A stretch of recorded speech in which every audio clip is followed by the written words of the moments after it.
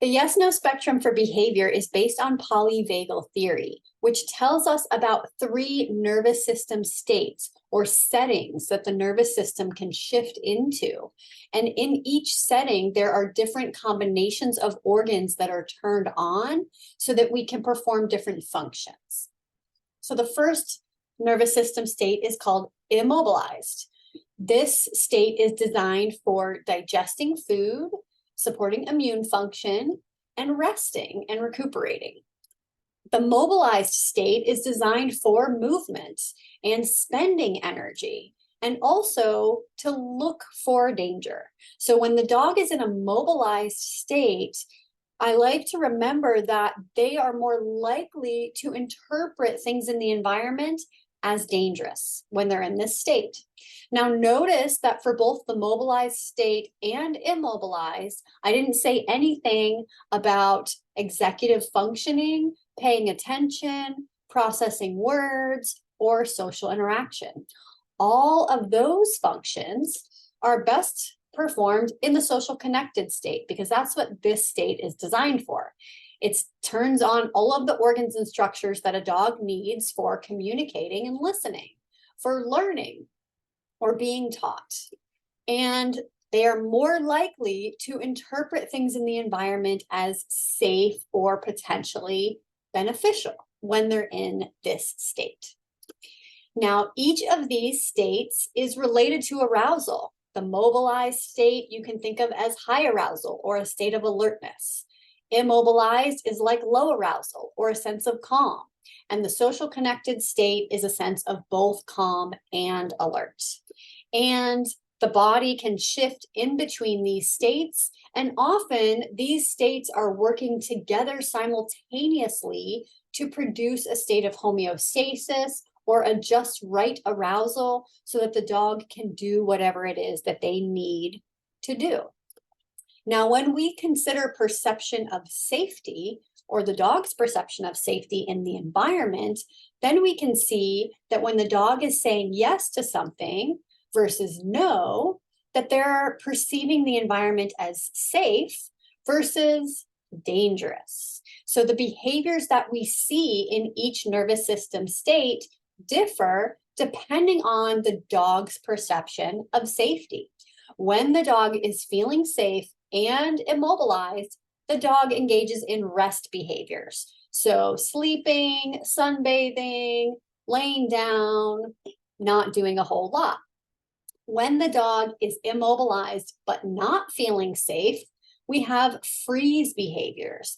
That looks like standing and trembling, hiding, a deer in the headlights, so standing there doing nothing.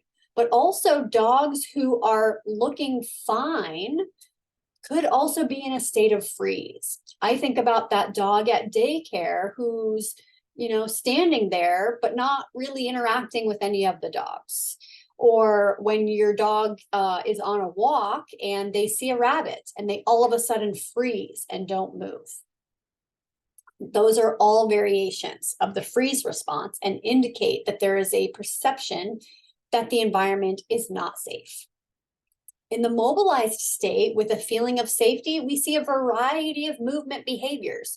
We might see playing with another dog or running through an agility course or taking a walk or jogging with a partner.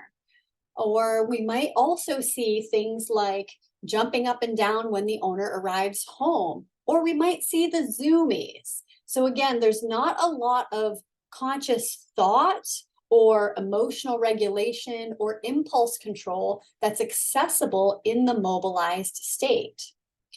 When the dog is mobilized, but they're not feeling safe, that's where we see fleeing behaviors. So running away, or I think of dogs who maybe walk really slowly away from home while they're on a walk, but as soon as you turn back toward home, they're pulling on the leash. That dog is fleeing the walk and trying to get home. In the mobilized state with a sense of danger, dogs also engage in fighting behaviors, and this is where we see aggression. So snarling, snapping, biting, lunging, on leash, barking, and alarm. Those are all forms of fighting. And again, The dog is not feeling safe when they're engaging in those behaviors. Plus, they don't have access to impulse control or emotion regulation or the ability to process your words when you're telling them, no, stop, calm down. In the social connected state, dogs do have access to their executive functions and emotional regulation and impulse control. And they might still be able to access those things if they're in the social connected state when they're not feeling safe. And that's where we see appeasement behaviors.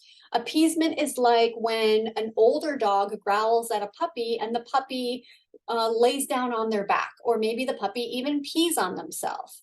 They are showing the older dog that they are like a puppy and that they're not a threat.